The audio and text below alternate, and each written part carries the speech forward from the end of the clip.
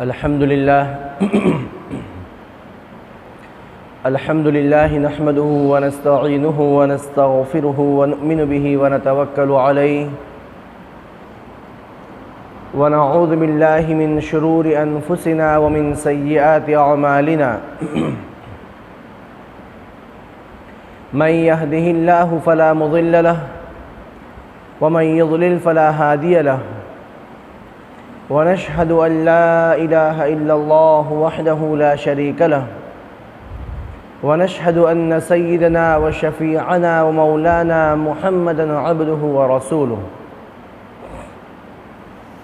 أما بعد فأعوذ بالله من الشيطان الرجيم بسم الله الرحمن الرحيم يا أيها الذين آمنوا كتب عليكم الصيام كما كتب على الذين من قبلكم لعلكم تتقون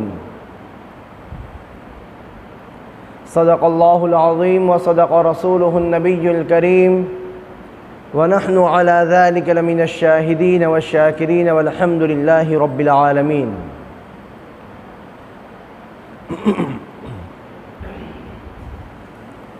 اللهم صل على محمد وعلى آل محمد كما صليت على إبراهيم وعلى آل إبراهيم إنك حميد مجيد. اللهم بارك على محمد وعلى آل محمد كما باركت على إبراهيم وعلى آل إبراهيم إنك حميد مجيد. محترم اور معزز قابل اکرام میرے غیور مسلمان بھائیوں اور پردہ نشین خواتین، مائیں اور بہنیں، آج جمعہ کا دن ہے، رمضان مبارک کا مہینہ ہے، بڑا عظیم ترین دن ہے، کیونکہ جتنے بھی مہینے ہیں ان تمام مہینوں کے اندر رمضان مبارک کا مہینہ یہ ان کا سردار ہے، اور تمام ایام میں جمعہ کا دن یہ دنوں کا سردار ہے. تو آج جمعہ کا دن بھی ہے، رمضان مبارک کا مہینہ بھی ہے. الحمدللہ بڑا عظیم دین ہے، مقبول ترین دین ہے، اہم ترین دین ہے. ہم بارہا سنتے ہیں احادیث کے اندر کہ جمعہ کے اندر اللہ تبارک و تعالیٰ کی طرف سے بہت ساری مقبولیت کی گھڑیاں ہوتی ہیں جن میں بندوں کی دعائیں قبول کی جاتی ہیں. اور ساتھ ساتھ رمضان مبارک کا مہینہ جب ہو تو رمضان مبارک کے مہینے میں بھی اللہ تبارک و تعالیٰ ہر آن بندوں کی طرف متوجہ رہتے ہیں، بندوں کے گناہوں کو معاف کرنے کے لیے، بندوں کی مغفرت کرنے کے لیے، بندوں کے مسائل کو حل کرنے کے لیے. تو آج جمعہ کا دن بھی ہے اور رمضان مبارک کا مہینہ بھی ہے، اس حساب سے آج کا دن بڑا عظیم ترین دن ہے. ہاں، ایک بات اور کہ یہ آج کا جمعہ اتنا ہی اہم ترین دن ہے جتنے اہم جمعہ کے ایام اس ماہ مقدس کے اندر دیگر جمعہ کے ایام تھے. ہم نے اس کو جمعۃ الوداع کے نام سے الگ جو مسئلہ بنا رکھا ہے، الگ جو مقام عطا فرمایا ہے، اس کی کوئی حدیث کے اندر تشریح نہیں ملتی ہے، اس کی کوئی مستقل فضیلت الگ سے نہیں ہے کہ جمعۃ الوداع کو بڑے اہتمام سے منایا جاتا ہے، اس کے لیے الگ خطبہ تیار کیا جاتا ہے، مستقل اس کے لیے الگ عبادتیں تیار کی جاتی ہیں، اور نئے کپڑے پہنے جاتے ہیں، الگ پروگرام اس کے لیے منعقد کیے جاتے ہیں. تو احادیث کی کتابوں کے اندر اور اسلامی تاریخ کی کتابوں کے اندر جمعۃ الوداع نام کا کوئی لفظ نہیں ہے، اور جمعۃ الوداع کی کوئی مستقل فضیلت نہیں ہے. رمضان مبارک کے درمیان میں دیگر جو جمعہ کے ایام آتے ہیں یہ دن بھی اتنا ہی اہم ہے جتنے وہ دن اہمیت رکھتے تھے۔ آج واٹس ایپ کا زمانہ ہے، سوشل میڈیا کا زمانہ ہے، لوگ کہیں سے کچھ بھی اٹھا کے واٹس ایپ پہ وائرل کر لیتے ہیں کہ جمعۃ الوداع ہے، آخری جمعہ میں جو بندہ 4 رکعت ایک سلام کے ساتھ پڑھے گا، ہر رکعت میں 7 مرتبہ سورہ فاتحہ کے ساتھ، سورہ فاتحہ کے بعد 7 مرتبہ آیت الکرسی پڑھے گا اور اس کے بعد 1 مرتبہ سورہ کوثر پڑھے گا، تو اس کی زندگی بھر کی جتنی بھی نمازیں قضا ہوئی تھی ان تمام نمازوں کی طرف سے یہ 4 رکعت کافی ہو جائے گی۔ واٹس ایپ پہ میسج وائرل ہو رہے ہیں، مجھے بھی آئے تھے اور بڑے لوگوں کی طرف سے آئے تھے، تو خیر یہ غلط ہے۔ اس طرح صرف 4 رکعت نماز پڑھنے کی وجہ سے آپ کی زندگی، بلکہ اس میں تو یہ لکھا ہوا تھا کہ 700 سال کی قضا نمازوں کی طرف سے یہ 4 رکعت کافی ہو جاتی ہیں، تو یہ بے بنیاد باتیں ہیں۔ ایسی باتوں کو اللہ کے رسول صلی اللہ تعالیٰ علیہ وسلم کی طرف منسوب کرنا بڑی خطرناک بات ہے، کیونکہ اللہ کے رسول صلی اللہ تعالیٰ علیہ وسلم نے ارشاد فرمایا جس نے کسی ایسی بات کو جس کو میں نے نہیں کہا ہے اور میری طرف منسوب کر دیا، اس نے اپنا ٹھکانہ جہنم میں بنا دیا۔ تو ایسی کوئی مستقل حدیث نہیں ہے اور کوئی مستقل فضیلت نہیں ہے۔ جہاں تک قضا نمازوں کا مسئلہ ہے، یہ ایک مستقل مسئلہ ہے کہ اگر ہمیں عمری قضا کرنی ہے تو اس کے لیے آپ مفتیان کرام سے جا کے معلوم کیجئے، علماء کرام سے جا کے معلوم کیجئے کہ اس کا طریقہ کیا ہے۔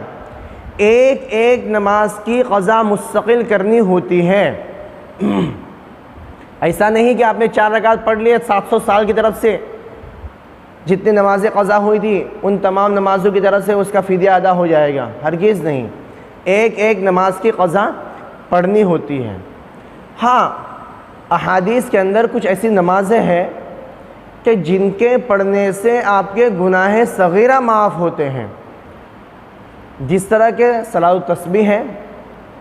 صلاۃ التسبیح بڑی اہم ترین عبادت ہے، بڑی عظیم ترین نماز ہے، اللہ کے رسول صلی اللہ تعالیٰ علیہ وسلم کی زبان مبارک سے اس کی فضیلت آئی ہے۔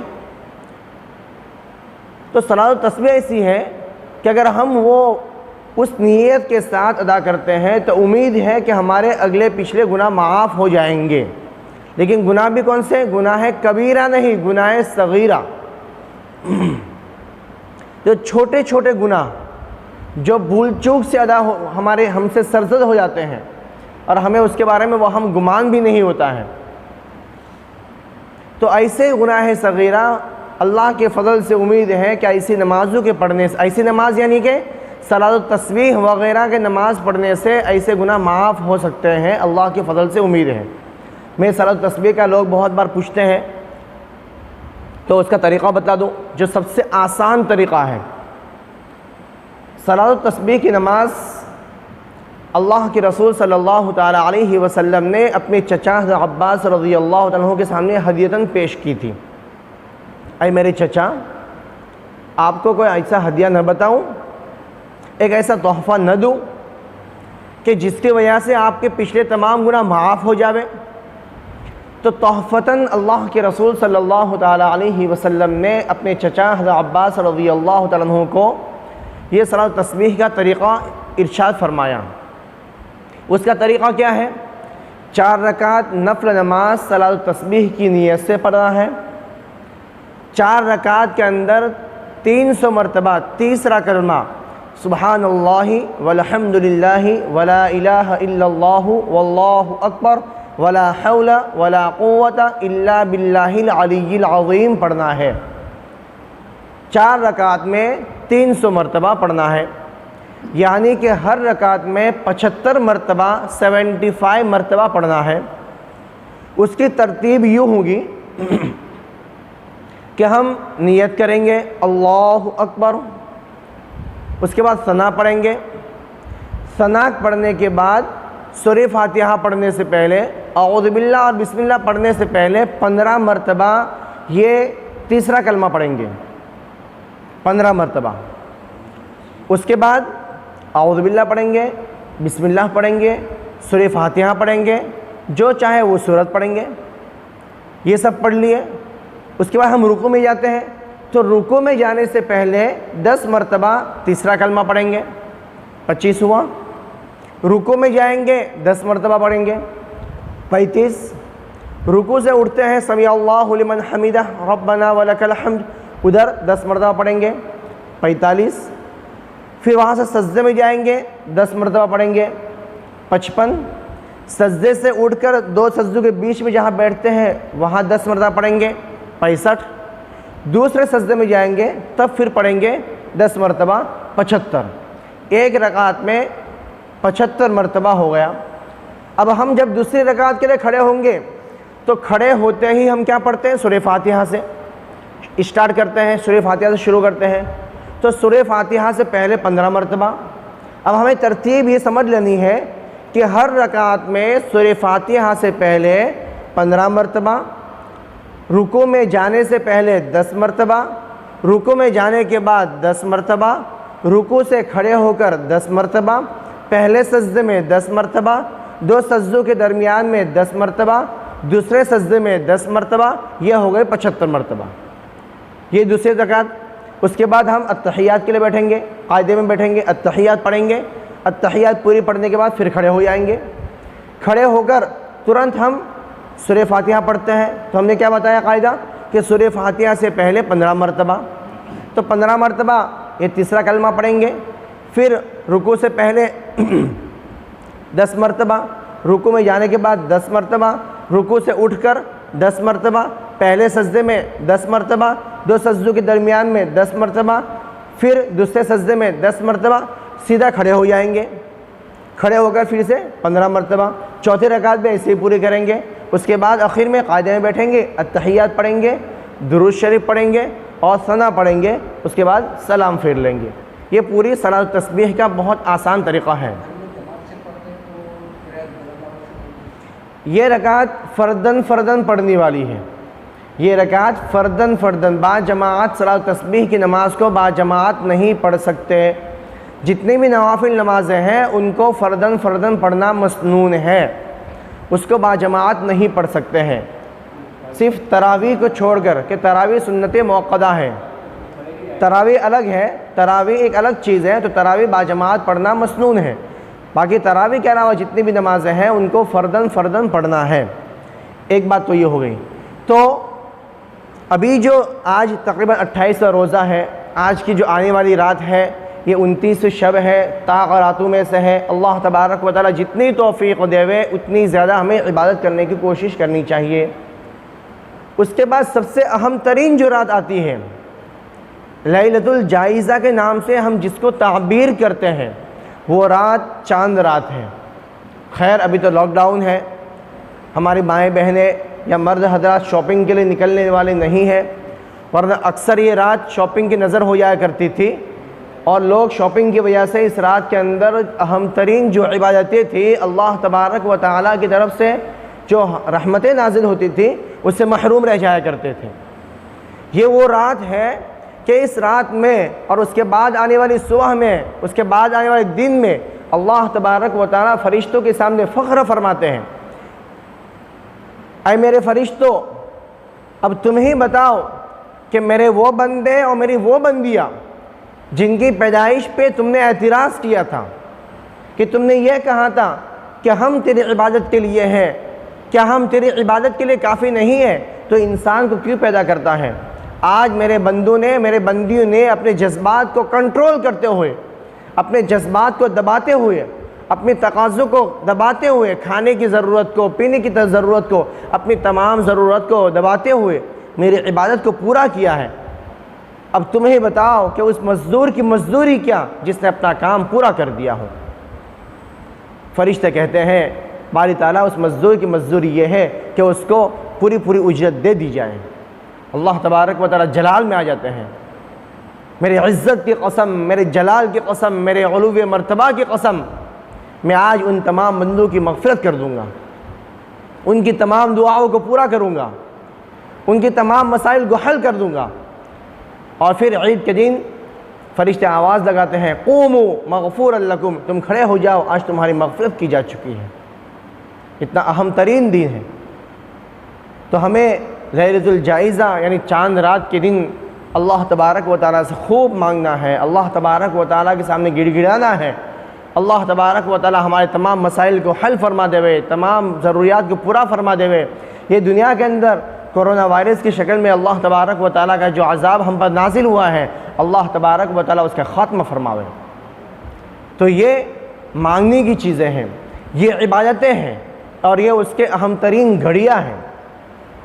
اس کے ساتھ ساتھ کچھ اہم چیزیں جیسا کہ صدقۃ الفطر ہے، یہ بھی ہمیں جو عید کی نماز سے پہلے یعنی عید کے دن کی صبح سے پہلے ہمیں صدقۃ الفطر کا ادا کرنا بہت ضروری ہے۔ صدقۃ الفطر کا اس کے لیے سمجھنا ضروری ہے کہ جو احناف حضرات ہیں وہ کم از کم 70 روپیہ، جو شوافی حضرات ہیں وہ 80 روپیہ، اس سے زائد بھی دے سکتے ہیں۔ جو صدقۃ الفطر کی جو مقدار ہے وہ گیہوں کی مقدار ہے، جو کی مقدار ہے، کشمش کی مقدار ہے، کھجور کی مقدار ہے، تو کسی میں 700 بنتا ہے، کسی میں 1050 بنتا ہے، کسی میں 350 بنتا ہے، اور کم از کم جو ہے وہ 70 روپے بنتا ہے۔ لیکن یہ پوری فیملی کی طرف سے نہیں، ایک فرد واحد کی طرف سے۔ گھر میں جتنے بھی افراد ہو، حتیٰ کہ چاند رات کے دن چاند نکلنے سے پہلے اگر کوئی بچہ پیدا ہوا ہے تو اس کے بھی طرف سے، اس کے بھی سر پر صدقہ فطرہ واجب ہے، اس کے طرف سے بھی صدقہ فطرہ واجب ہے۔ یہ ان لوگوں کی طرف واجب ہے جو زکوٰۃ ادا کرتے ہیں، ان لوگوں کے لیے، یا جو زکوٰۃ نہیں لے سکتے ہیں ان کی طرف یہ صدقۃ الفطر واجب ہے۔ تو گھر میں جیسے 10 افراد ہیں تو 70 روپے کے حساب سے 700 روپیہ آپ کو نکالنا ضروری ہے۔ اب نکالیں گے تو دیں گے کہاں پہ؟ تو سب سے بہترین مصرف آپ کے اطراف میں، آپ کے قرب و جوار میں، آپ کے پڑوس میں، آپ کی سوسائٹی میں ایسے غریب مستحق لوگ جو ہوں، جن کے گھروں میں فاقہ کی نوبت ہے، غربت ہے، کھانے کے وعدے ہیں، کسب پرشی کے حالات ہیں، تو سب سے پہلے اپنے صدقہ فطر کی رقم وہاں منتقل کر دیجئے، ان کو پہنچا دیجئے، چاہے راشن کی صورت میں ہو، کیش کی صورت میں ہو، یا ان کے بچوں کی کپڑے کی صورت میں ہو، جس صورت میں ہو۔ صدقہ فطرۃ جو اس کی رقم ہے، چاند رات سے پہلے، چاند نکلنے سے پہلے، یا پھر آخری عید کی نماز کو ادا کرنے سے پہلے یہ رقم ان کے گھروں تک پہنچ جانی چاہیے۔ اور اگر آپ کے نزدیک، آپ کے نظر میں ایسے گھر نہیں ہے تو آپ اپنی مسجد کے اندر بھی انتظام کیا ہوا ہے، حافظ تنظیم صاحب کے پاس رسید بھی ہے، تو ان کے پاس جمع کرا کر آپ رسید حاصل کر سکتے ہیں، یہ رسید حاصل کر سکتے ہیں۔ ہم انشاءاللہ اس کے بعد پھر وہ رقم کہاں پہنچانی ہے اپنے حساب سے وہ پہنچا دیں گے۔ 2 چیزیں۔ اب تیسری اہم ترین چیز ہے، لوگوں کے بہت سارے فون آ رہے ہیں، میسج آ رہے ہیں کہ مولانا عید کی نماز کی کیا ترتیب ہوگی، عید کی نماز کیسے پڑھیں گے؟ جبکہ لاک ڈاؤن کی وجہ سے حکومت کی طرف سے پابندی ہے، مسجد میں آ نہیں سکتے ہیں، سوسائٹی میں ایک ساتھ جمع ہو کر پڑھ نہیں سکتے ہیں، تو خیر ہمیں شریعت نے گنجائش دی ہے، مسجد میں آنا ضروری تھا، لیکن اب حکومت کی طرف سے پابندیاں ہیں تو اب مسجد میں آنا ضروری نہیں ہے۔ ہمیں جتنا شریعت کے احکامات کو فالو کرنا ضروری ہے، ویسے جس ملک میں رہتے ہیں اس ملک کے احکامات کو فالو کرنا بھی ضروری ہے۔ یہ بھی ہمارا اسلام ہمیں سکھاتا ہے۔ اس کے لیے ہم نہ مسجد میں آئیں گے اور نہ اپنی سوسائٹی کے اندر باجماعت جمگٹھے کے ساتھ میں نماز پڑھنے کی کوشش کریں گے۔ اس کی ایک ترتیب تو یہ ہے، آپ کے گھر کے اندر علماء کرام ہیں، کوئی حافظ ہے، کوئی عالم ہے، کوئی ایسا بندہ ہے کہ جو عید کی نماز پڑھا سکتا ہے، اور آپ کے گھر کے اندر مرد حضرات 4 یا 4 سے زائد ہیں، تو ایک ترتیب یہ ہے کہ آپ عید کے دن فجر کی نماز کے بعد جب اشراق کا وقت شروع ہو 6 ساڑھے 6 کے بعد تقریباً آپ وہ 4 یا 5 افراد جو ہیں عید کی نماز گھر پہ ادا کر لیں۔ اس کا طریقہ میں انشاءاللہ عید کے دن بتا دوں گا انشاءاللہ۔ اس کا طریقہ یہ ہوگا کہ کہ اگر بیان کر سکتے ہیں تو بہت اچھی بات ہے، لیکن بیان کرنا شاید مشکل ہوگا، تو پہلے 2 رکعت نفل نماز عید کی نماز 6 زائد تکبیر کے ساتھ میں پڑھ لے، اور اس کے بعد جو عید کا خطبہ ہے وہ پڑھ لے۔ عید کا خطبہ مسنون ہے، پڑھیں گے تو بہت اچھی بات ہے، اگر نہیں پڑھ سکتے ہیں تو کوئی مشکل بھی نہیں ہے۔ یہ تو ان لوگوں کے لیے جو اپنے گھروں کے اندر پڑھنا چاہے ان کے لیے۔ اب ہم نے مسجد کی طرف سے جو سسٹم بنانے والے ہیں، میں اس کا اعلان کر لیتا ہوں کہ انشاءاللہ عید کے دن صبح 7 بجے اپنی مسجد سے شروع میں 15 سے 20 منٹ کے بیان ہوگا، 15 سے 20 منٹ انشاءاللہ اس ٹاپک پہ بیان ہوگا بڑے مائک پہ، جس سے اذان دی جاتی ہے۔ اس کے بعد اسی مائک پہ عید کی نماز پڑھائی جائے گی۔ جو 4-5 حضرات مسجد میں ہوں گے وہ عید کی نماز با جماعت پڑھیں گے۔ جہاں تک آواز جا رہی ہے ان کو صرف سننا ہے، تاکہ ایک تسلی ہو جاوے کہ ہم عید کی نماز با جماعت پڑھ تو نہیں سکے، لیکن کم از کم با جماعت سن تو لیے، تو یہ تسلی ہو جاوے۔ اس کے بعد انشاءاللہ عید کے عیدین کا جو خطبہ ہے وہ خطبہ دیا جائے گا، دعا ہوگی۔ دعا کے بعد آپ مرد حضرات جو اپنے اپنے گھروں کے اندر ہے وہ 2 رکعت یا 4 رکعت نفل نماز اشراق کی نیت سے پڑھ لے، بس یہی ہو گئی آپ کی عید کی نماز۔ اس کے بعد دعائیں مانگ لے اور جو بھی گھر میں سرکرما وغیرہ ہے وہ کھا لے، بس یہی اب کی بار ہماری عید کی نماز ایسی ہی ہوگی انشاءاللہ۔ بتا دیا ٹھیک ہے؟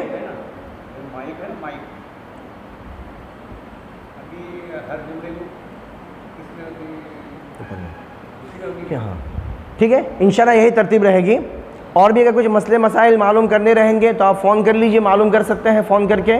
اور انشاءاللہ عید کی نماز کا طریقہ کیا ہوگا میں عید کے دن انشاءاللہ نماز کے ساتھ ساتھ میں بتا دیں گے، تو آپ کو جب کرنٹلی بتایا جائے گا تو اس وقت یاد بھی رہے گا، ابھی بتائیں گے تو شاید ہو سکتا ہے کہ کچھ نسیان طاری ہو جاوے، کچھ خطا ہو جائے، کچھ بھول جاوے۔